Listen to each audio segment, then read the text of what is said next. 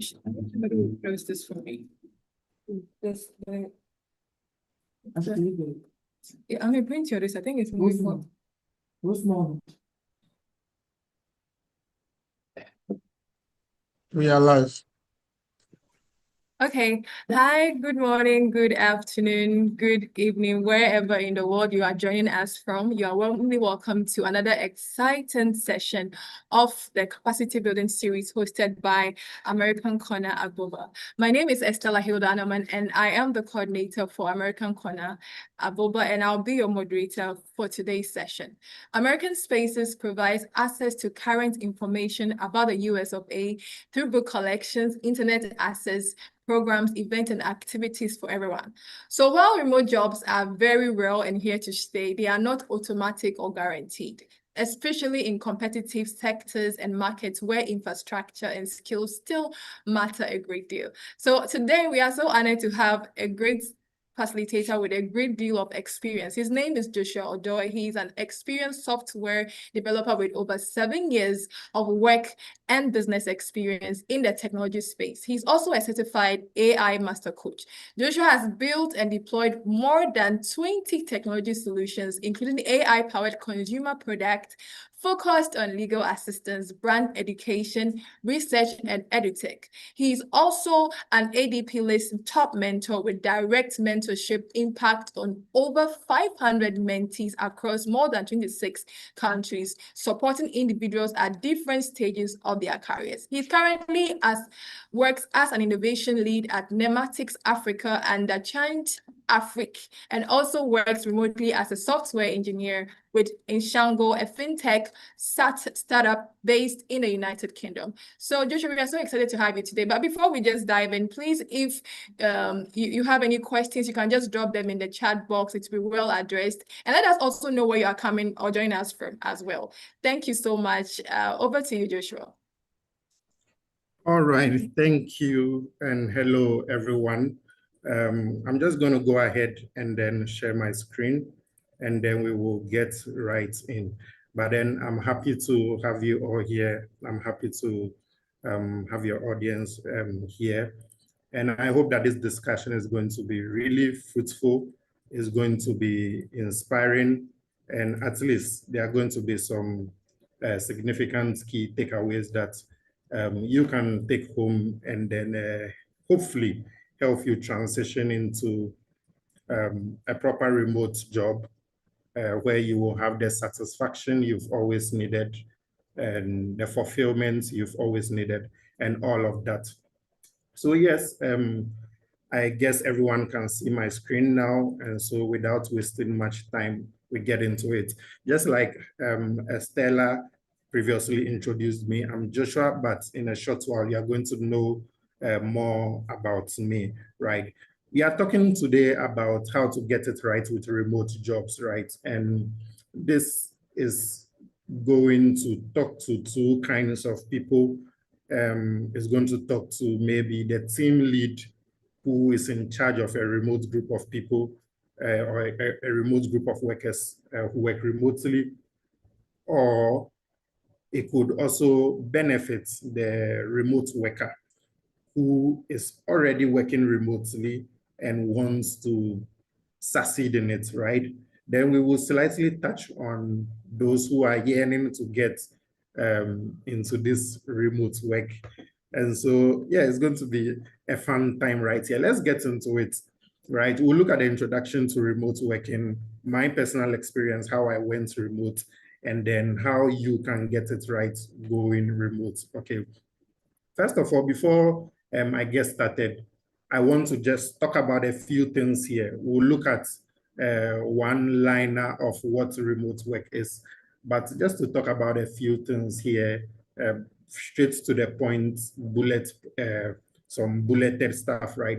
One thing, first of all, I want to debunk is that remote working is not merely outsourcing, right? What it simply means is that, you know, there is a term now about outsourcing where you have a piece of work to do and you don't want to do it, but you want to offload it onto someone else or give it off onto someone else. Now, reason why I put this in here is that I've seen it happening a lot. I've tried it actually where you feel like, okay, if I'm in the office, every work that comes to me is for me, I have to do it. But if I'm remote, you can give me a piece of work to do and I can hand it over to someone else and you wouldn't know who is even doing it. They'll give it back to me when they are ready and we'll go on, right? So I want to make that little bit of statement right here. Also, remote work is not contracting, or it is not just a project work. I mean, as some will see, notwithstanding the fact that you could get a remote job as a contract, but you shouldn't define remote working as, oh, I'm not a part of the organization fully. I'm just an isolated person on the side, just delivering a small piece of work for a period of time and then I disappear, right? Let's take note of that, right? Another thing I want you to understand is that in most cases, remote workers are considered employees.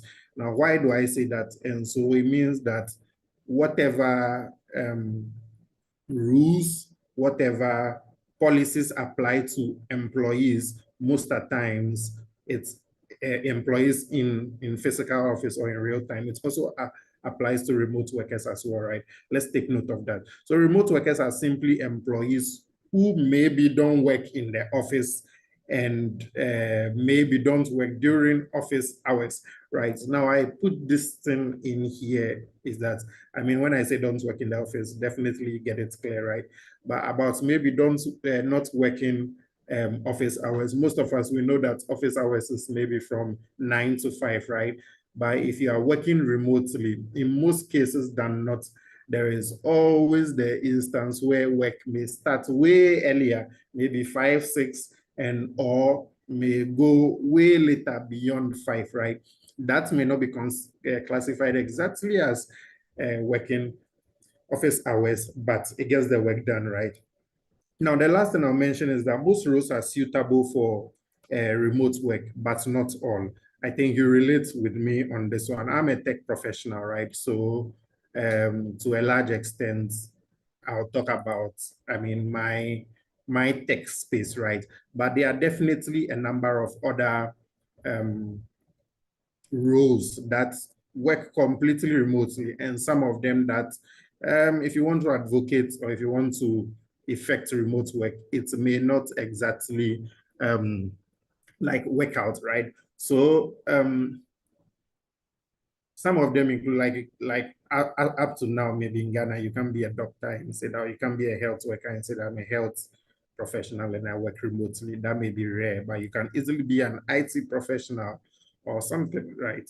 Some related job that can be delivered digitally that doesn't merely or necessarily need your presence in the office. Okay, so please let's kindly take note of that. Now, I grabbed this simple definition out there, right? Which says that a remote worker is someone who works outside of a traditional office. Take note, outside of a traditional office, right? Now, this employee, take note of that, is an employee, might work from home. It could be a coffee shop. It could be anywhere else. It could be a co-working space, anywhere else. That is not merely the regular office, you understand, right? It's just a book definition, right?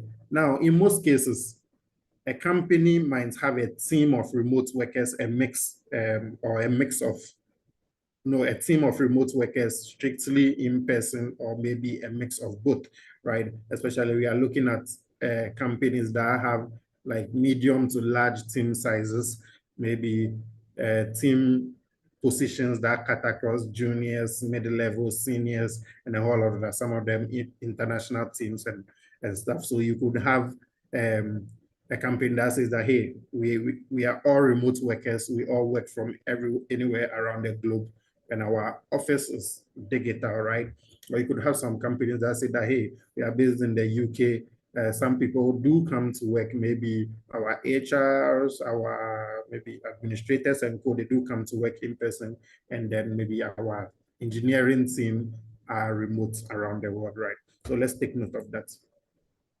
But before we even dive into remote working, I mean, and why we are so much excited about it, why we so much champion it. We want to look at what was wrong in the first place with working in the office, right? Now, according to 37 signals, right, they say that the office during the day has become the last place people want to be when they really want to get work done, right? And this the reason for this cuts across different, I mean, domains, like depending on where you're looking at it from, right? But for a long time, I experienced this where I got tangible, useful work done at home, and I come to the office and I just hang around, right? Do a couple of meetings, talk around, do some light work, right? But the tangible, productive work was the ones that I did in the nights, early in the mornings and co, right? I'll jump ahead and give a little background. When I started my first employment, right? My first full-time employment, I used to stay afar, right? And yesterday I put out a story on LinkedIn and I spoke about it, right? And I asked you to read it. You can go back and read it just to get a little background of how the transition happened, right? But I used to stay quite some distance away from the workplace, okay? And just to save the stress of commuting long distance, we started to stay behind in the office. So we literally started to sleep in the office, right? Me and one colleague of mine. And we came up with this term or with this mantra that we stay in the office and we go home sometimes, right? We live in the office and we go home sometimes. So we used to stay overnight, and when the normal employees go home or normal colleagues go home, we would now get into like some challenges amongst each other. Okay, learn this first, let's apply this. It was some intense, serious period of learning, challenging ourselves and delivering on tasks that were left hanging during the day. So before long, it became a habit. During the day, we collect tasks. We try to understand what the person wants of us, what our managers want of us, and then we stock them. Some of them we can give immediate answers, and then we stock them for evening. And in the evening, we sprint on that and we try to squash it before the next morning, right? Until one day it flipped, and I asked myself that why can't we turn this thing around and say that why can't we live at home and come to work sometimes, right? It was just my, I mean, personal, I mean, our personal thoughts, right? Or our personal advocacy. Could this be possible, right? Now, I mentioned that one of the reasons why we hated going to work, or I hated going to work, because most of the time it takes to get ready, like maybe wake up, get ready, prepare, be on the road, get to work, maybe some 1 hour break in there, and same thing applies, takes maybe an hour or two, depending on your distance, was dead time. At the end of the day, you could easily look back and see 5 hours of unproductive time, and you can't amount it to any particular work done, but rather to maybe commuting and just things that could otherwise have been put aside, right? And then, of course, transportation costs ever increasing. If you want to get to work like demure professionally, you want to grab a boat, you want to like do all of that, and it costs, right? It costs, like genuinely, it used to cost, right? And for workers like us who work in the sustainability space, talking about carbon footprints, talking about emissions and stuff like that. There is a report here in Ghana, there is a air quality report that talks about, I mean, how pure our air is and how much effects the quality of our air has on workers who commute to work daily, sitting in traffic, standing by the roadside, queuing by the roadside and all. The summary of that is that commuting alone could be killing you silently. You may just not have noticed, right? And so we embrace remote working, wholeheartedly. And then, now we champion it for these reasons, right?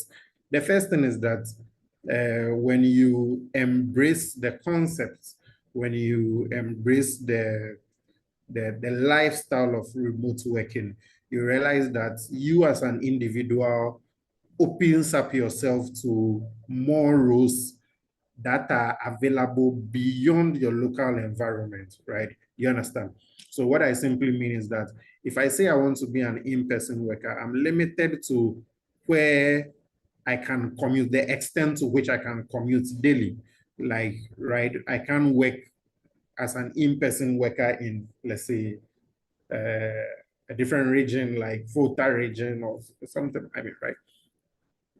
And so when I'm looking for jobs, when I'm accepting jobs, when I'm considering jobs, or even employees and employers are considering people to hire, they look at the people in their like environment, or in their, a few kilometers around the workplace, right? But when you position yourself as a remote worker, you can sit here and boldly, comfortably consider a job in another country, consider a job in another continent.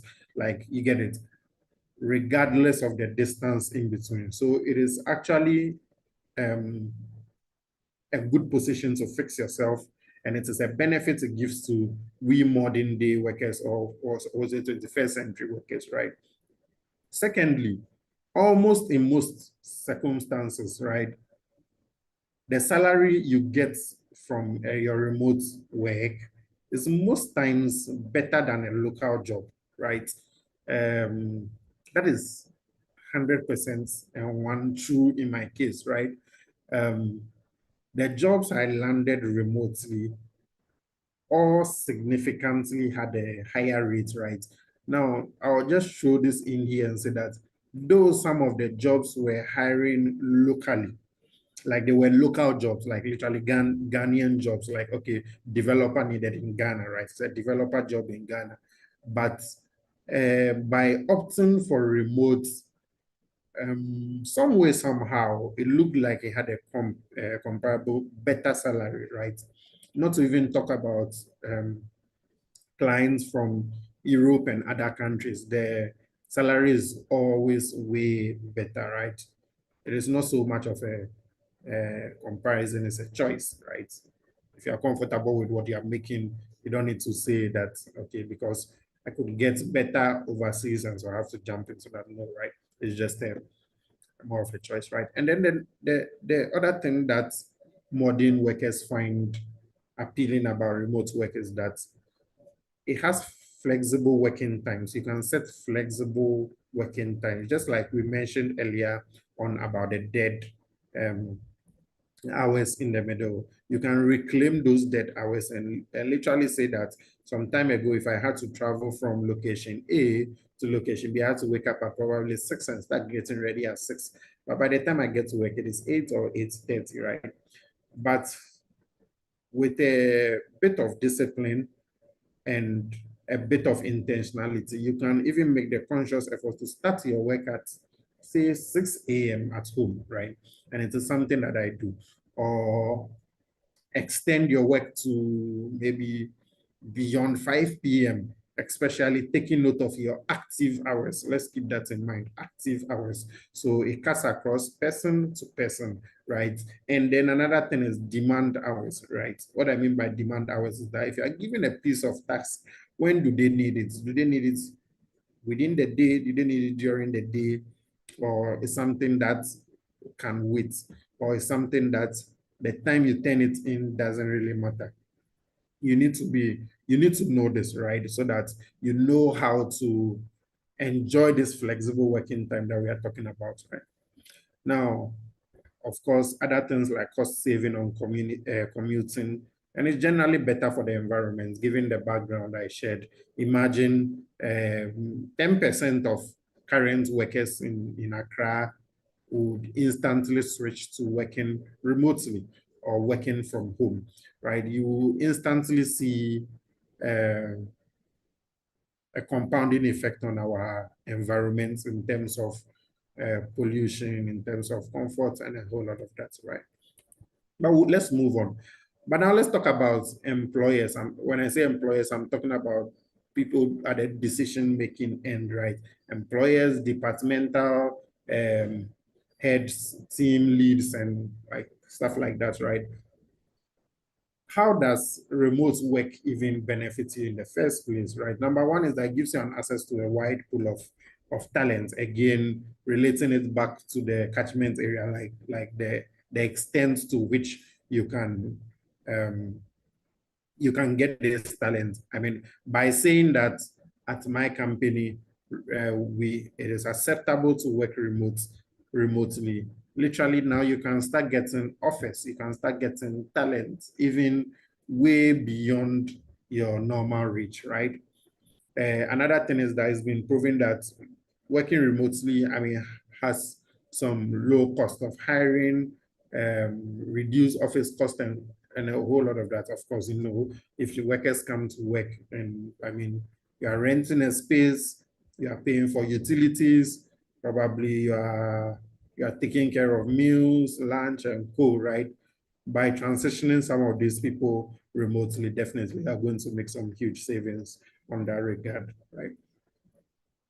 Now, oftentimes, right, those who succeed at remote working turn out to be actually good workers, right? I've seen it in several situations where it looks like the senior developers, the senior designers, managers used to work remotely, and then the juniors, mid-level are the ones that come to the office. And so you're looking for your senior manager to learn from them, and usually you'll not find them. And why? Because they are working from home and like they work remotely and stuff like that. But there is this statement is true, right? In the sense that most remote workers, those who succeed at it, because if you are bad, you will drop sooner or later, right? I'll talk about it more in my story, right? But those who sustain it are generally to a good extent really good workers. And so to find someone who has a remote work experience, it gives a good picture that, this person could be a good worker, right? Now, under that, I put it there that they are less distracted and they get more done. But we'll talk about it because there's a conflicting statement I'll make later on. Again, as an employer, one of the benefits that remote working can give you, your team, and the company as a whole is that, I mean, lowers the stress of your workforce, I mean, holistically. And to an extent, it boosts their morale, right? It's always fun. A company is always seen to be tolerant or cool if they say, hey, we accept remote working. And because of that, you have people showing some sort of enthusiasm to want to work for you, showing some enthusiasm to want to prove themselves that they are good workers and all of that. So it has a slight way of boosting the morale. But now let's switch quickly and talk about my personal experience. How did I go remote, and how was the journey like? Again, yesterday I made a post talking about, I mean, where I originate from in terms of the town and what all of that came with, right? I'm going to touch on that slightly. And then just to mention that remote work is really possible for everyone that has the mindset that they want to make it work. So it's a mutual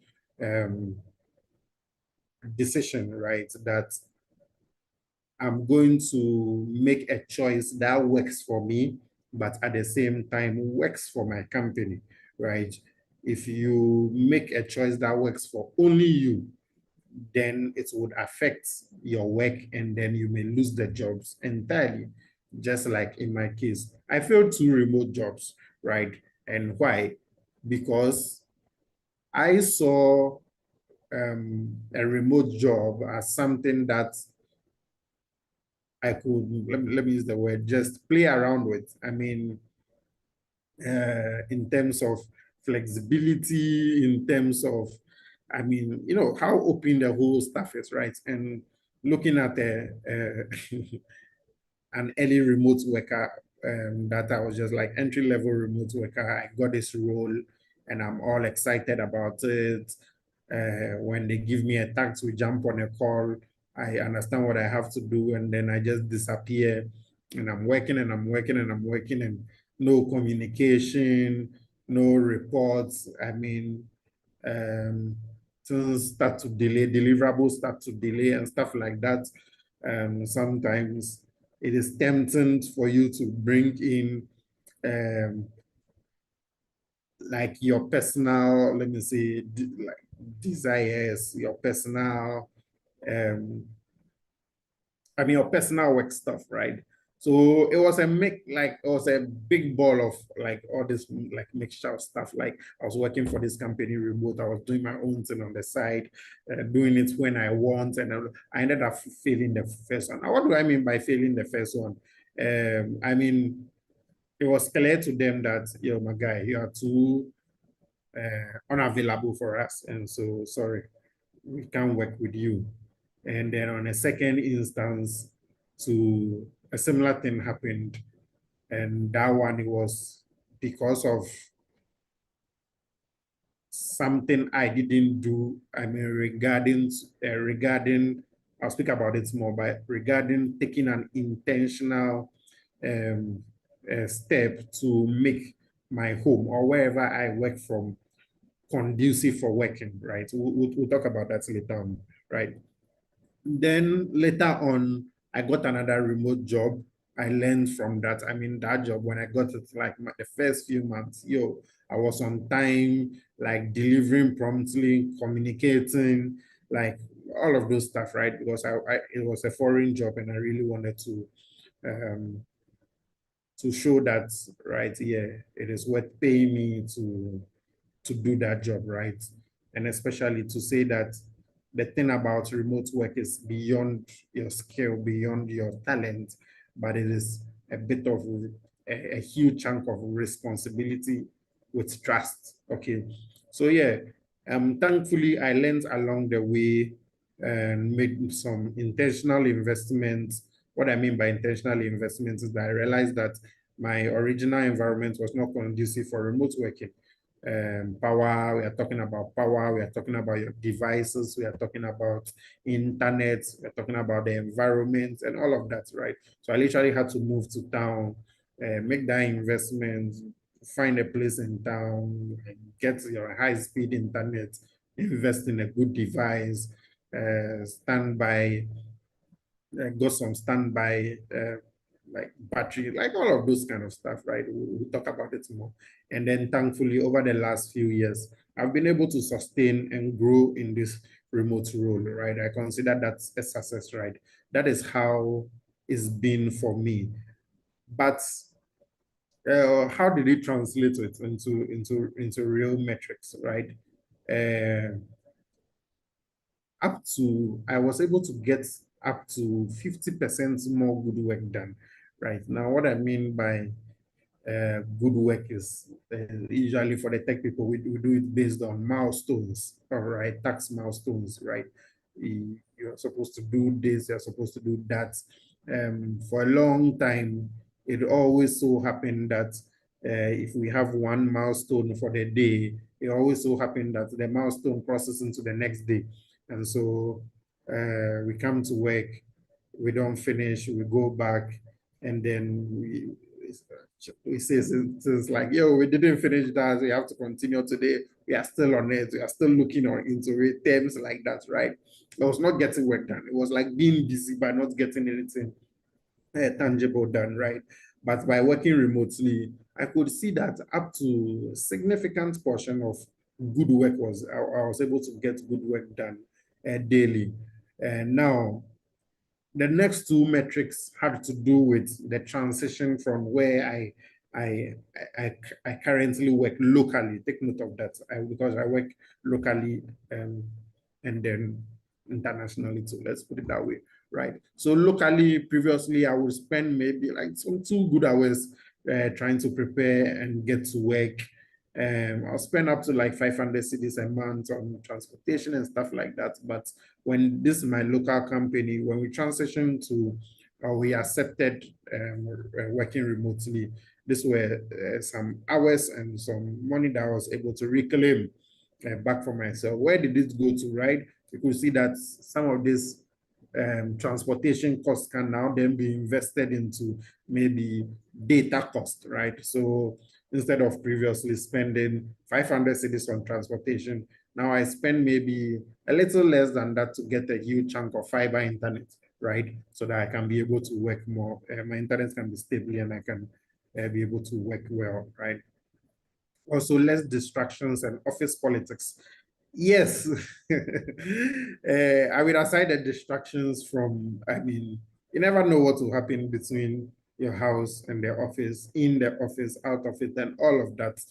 I just leave that at it. But when it comes to office politics, yes, that one today, right, is a truth, right? Everywhere there is a bit of chemistry, right? And I've been working remotely saves you from a huge chunk of it, right? So those who understand will get this right. And then finally, personal development. I mean, by switching or transitioning to working remotely, I was able to develop myself and I was able to pursue skills, pursue some growth, right? That I would otherwise have not had the time, the flexibility, and to do that if I was working remotely, right? Now, but in some few times, remote work turns into a disaster, right? Or it becomes bad. And these are some of the reasons, right? No, these are some of the what happens, right? And one is you easily feel isolated from work colleagues. If if you are not close knit, you may find yourself, you may feel like you are working in silos, you are isolated, like you get a point, you're on your own, that kind of thing. Just like I give a background story. Some time ago, I was working in a remote development team, and though I was a junior, when I come in the office, I have like my teammates around and yo, Fred, yo, like you get it. You can ask questions and say that, talk me through this, tell me about this, show me this, all those kind of things, right? But when sometimes when you're working remotely, you could not have that. It happens usually in the early days, but very soon you adjust, so it's not a problem. Now, another thing about remote working is that now communication turns more into physical, I mean, verbal communication into written. All right, send us a report. Okay, what is up? Like talking through a task, like things like that, right? So, and writing stuff is hard for a lot of people.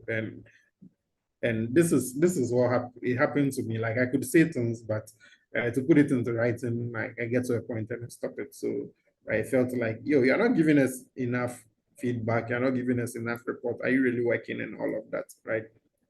Um, so it takes some practice to perfect, right? Now, one thing is that one thing that makes remote working bad is that if you are not good at self-planning, right?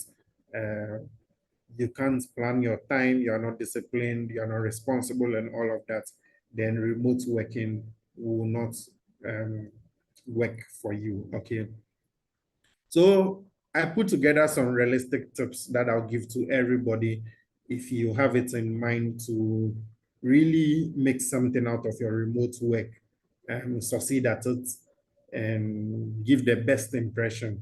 I mean, some of the things to do is to get dressed in the morning. It sounds silly, but I mean, for remote working teams that have a lot of calls and you don't want to be caught unawares in like in your setup or stuff like that, like just be in your work there. So for instance, me where I work, like we are developers, like we do a lot of t-shirts and stuff like that. I have a number of company t-shirts. So I wake up and I put on my company t-shirt. It simply means I have dressed, right?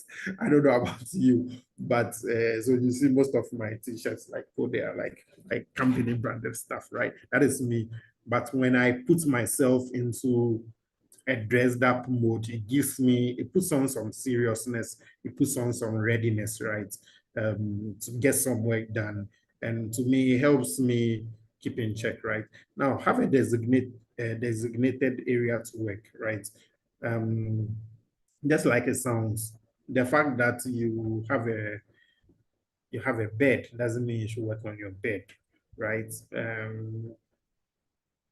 Find a space in your, like intentionally find a space to where you know that this is my spot for working.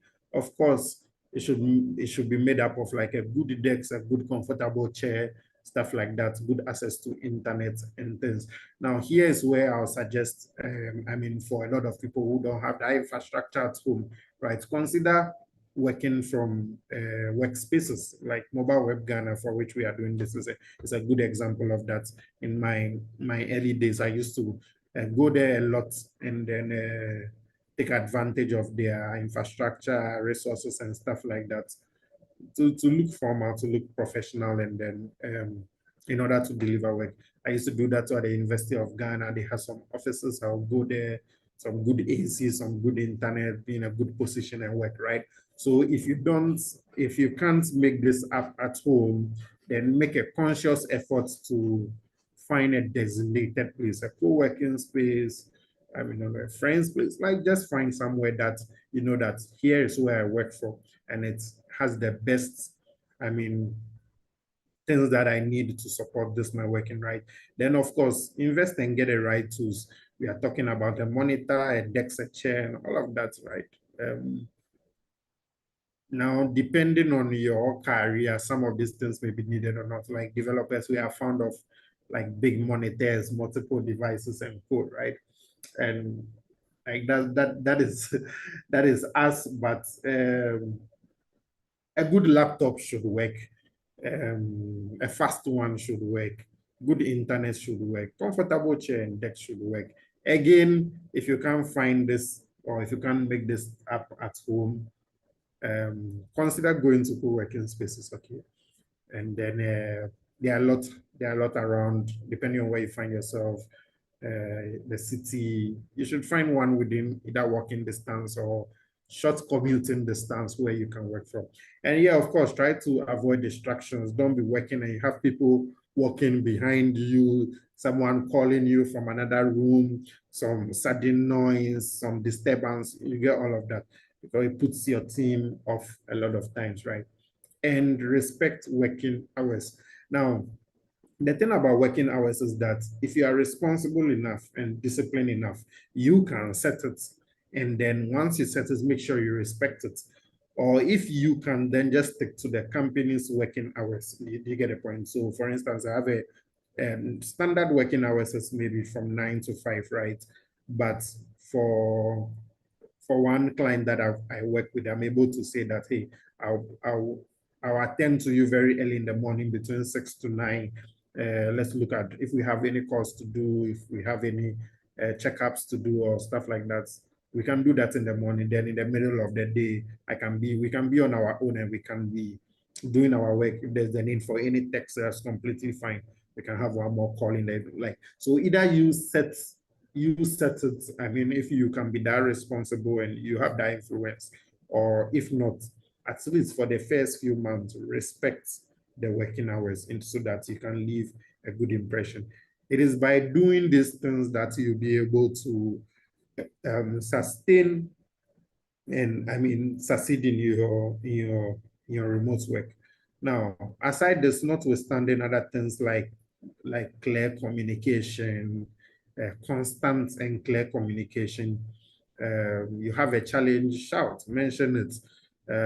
Don't wait for you to be asked, but rather just mention it up ahead. And yeah, communicate. Key thing is invest in your devices, because previously if you were to work in person, it would have been the company's responsibility to make sure that the office is conducive, the internet is working, probably you have a device for work. But when you want to say, hey, I want to work remote, understand that it comes with a lot of responsibility. it comes with a lot of responsibility. It's a part I like to hammer a lot because in as much as I work remotely as an employee, I also work remote. I have remote teams that I manage, and it's something that I like to be sure that they have checked up. Okay.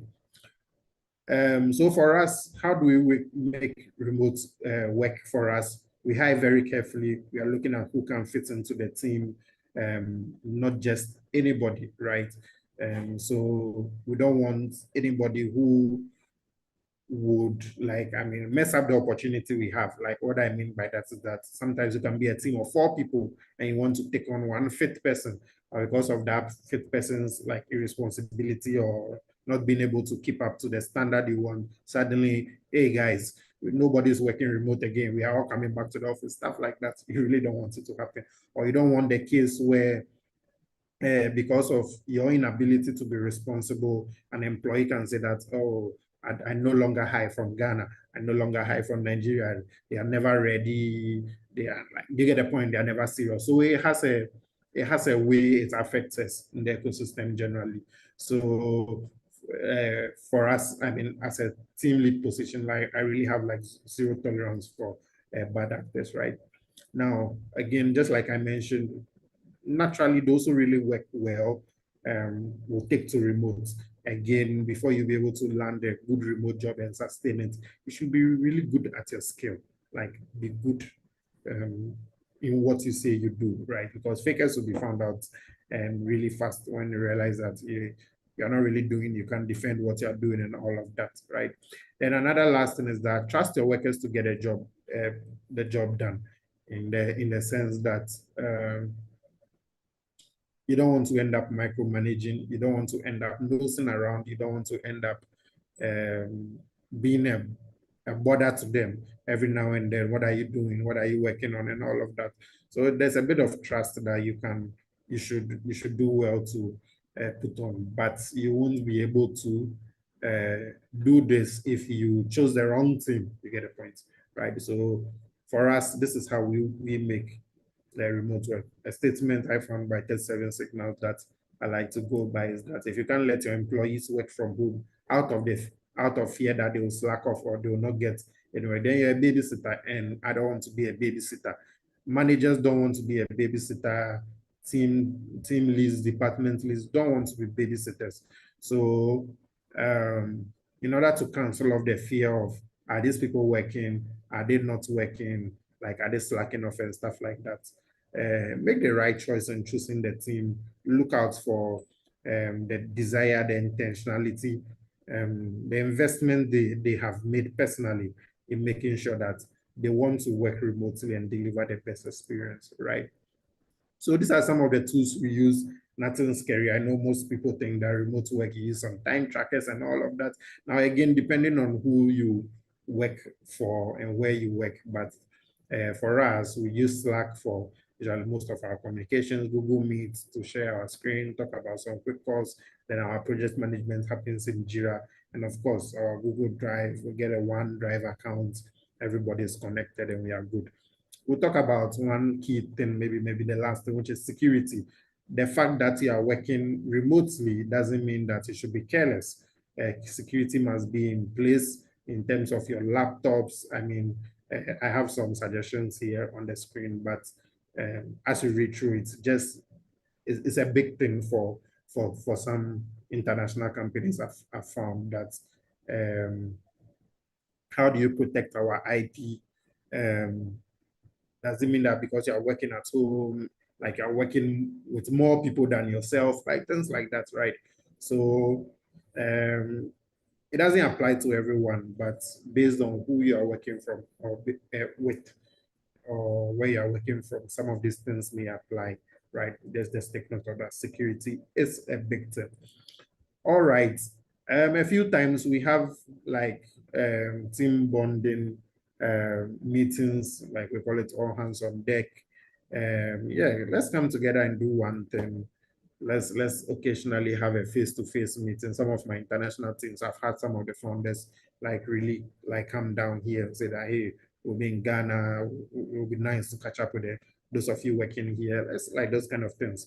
And if you are fortunate, like you can even get a chance to even go up there and then meet them, do some project planning, um, do some team boarding, socialization. Yeah, it has a role it plays on your general career development. Okay, at this point, I'll take questions, and then based on the nature of the question, I may either drill deeper or go broader. So, Estella, if you are there, I hope this has been fruitful, insightful, and useful to you. So let me know if you have any questions. I'm ready to take them.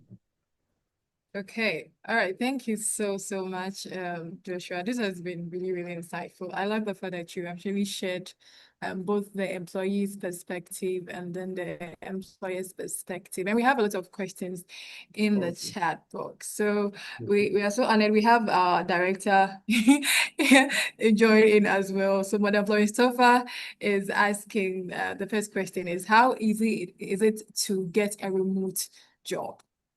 Okay, super. So I'll answer that question. I intentionally didn't touch on that specifically, how to get a remote job, because it differs, right? And it is dicey, right?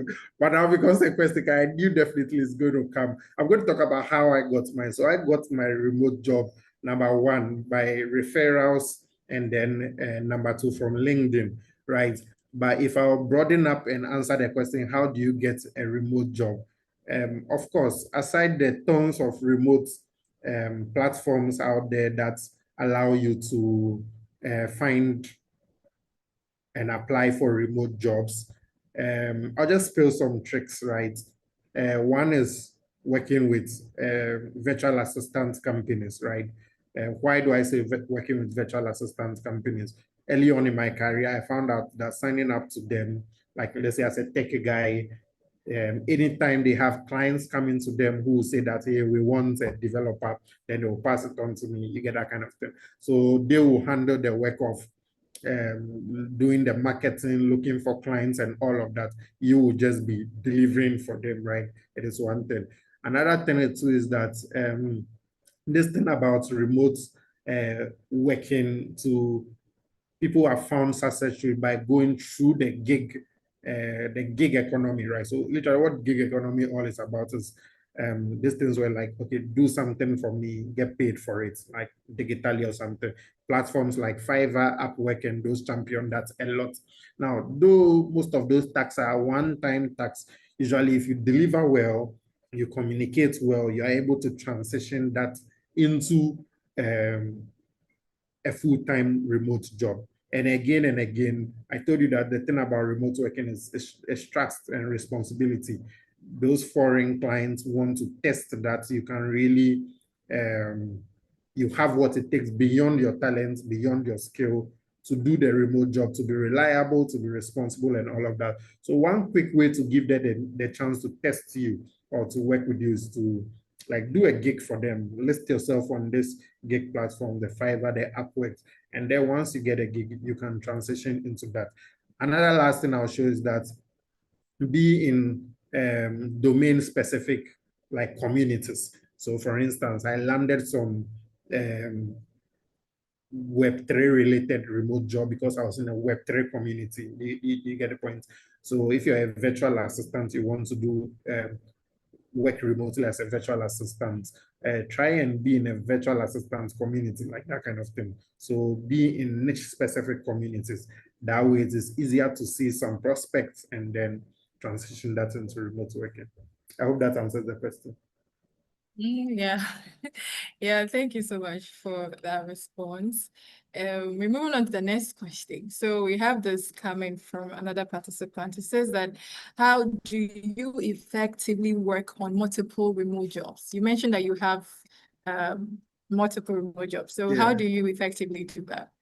Yeah, the normal Ghanaian and African will always want to do more than one thing, right? It's normal, right? But again, it comes with a heavy extra responsibility.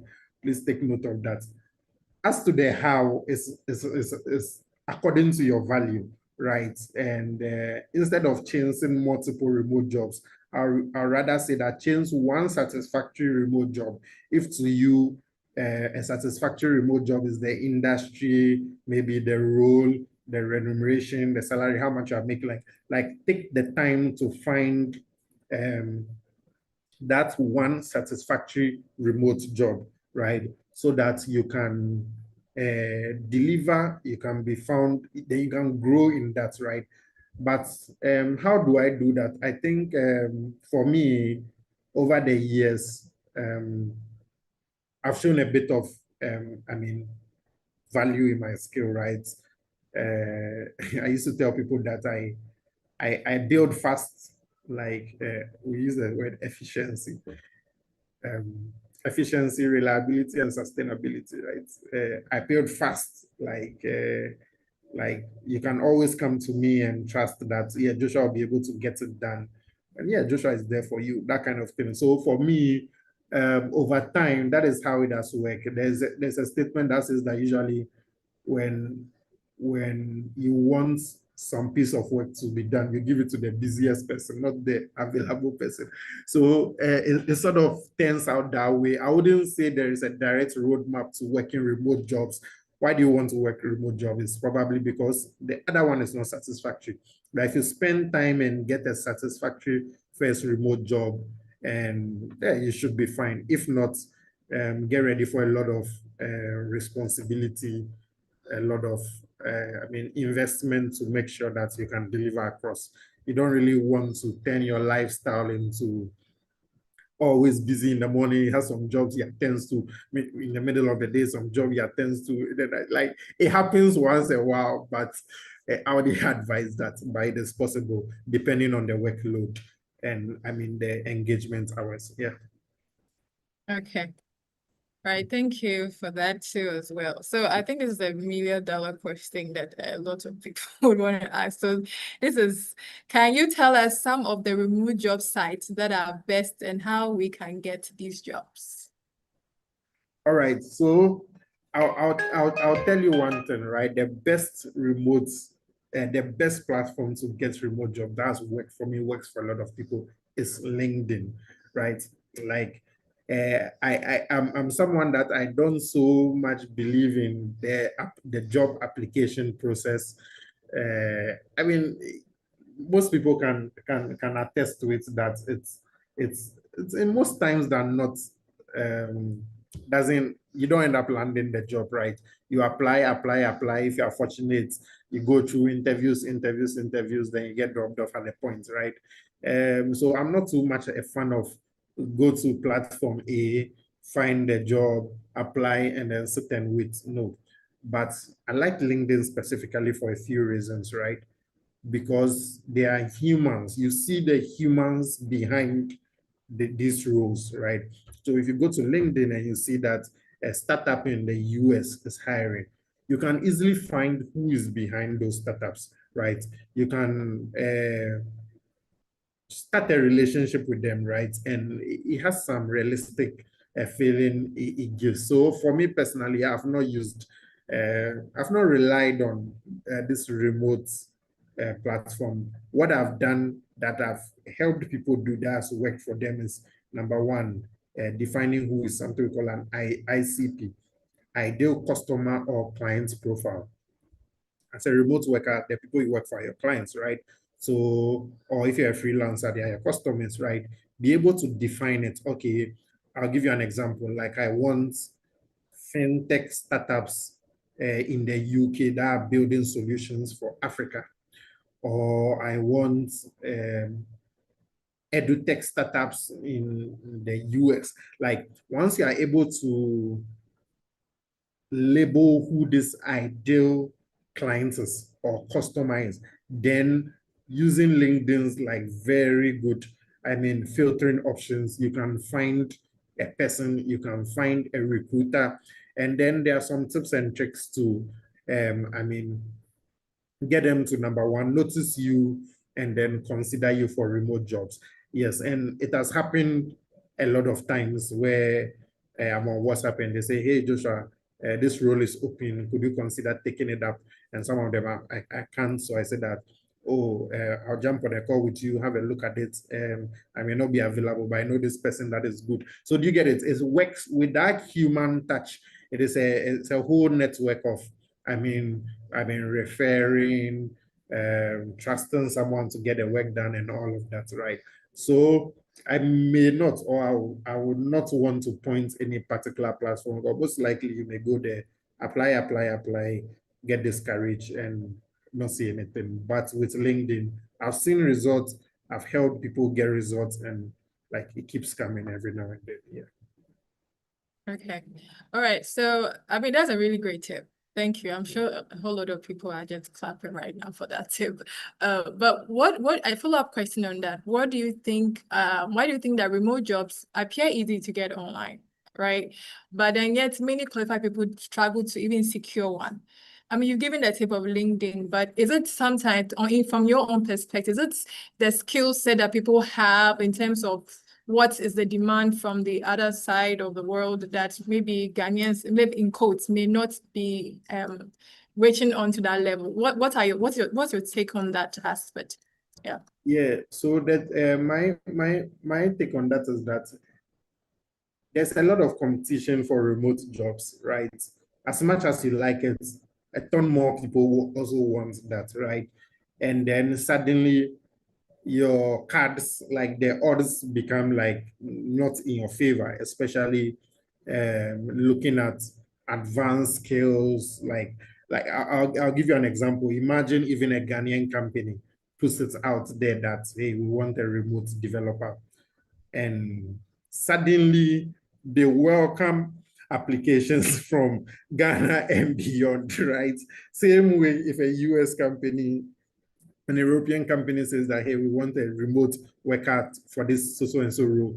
Suddenly they welcome applications, they welcome attention from the scale of it, right? So at the end of the day,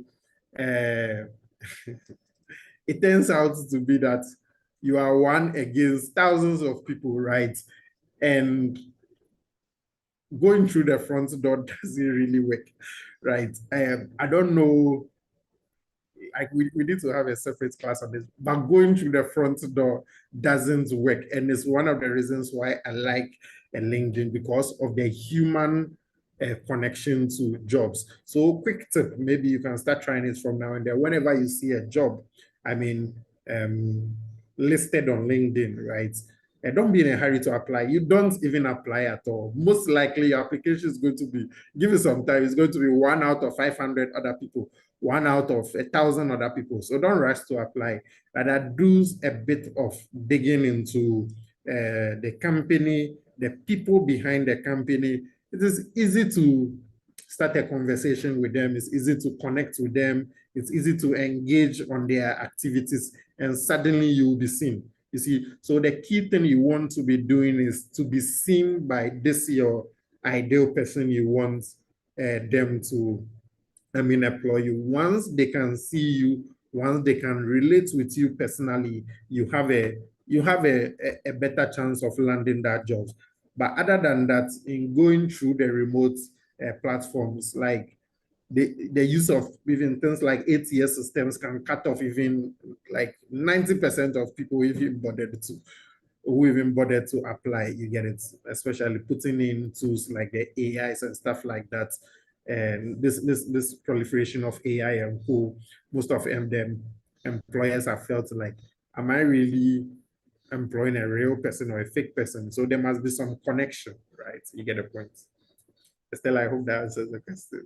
Yeah, that answers a lot. It answers a lot. So thank you so much. Unfortunately, this is the only questions we can take for today's session. Thank you so much, Joshua, once again. This has been really, really insightful, very eye-opening, seeing different perspectives and how we ought to position ourselves, not just to be eager about remote jobs, but to make sure that we are really well prepared to take such positions. And this program is finally brought to you by the U.S. Embassy Ghana in partnership with Mobile Web Ghana.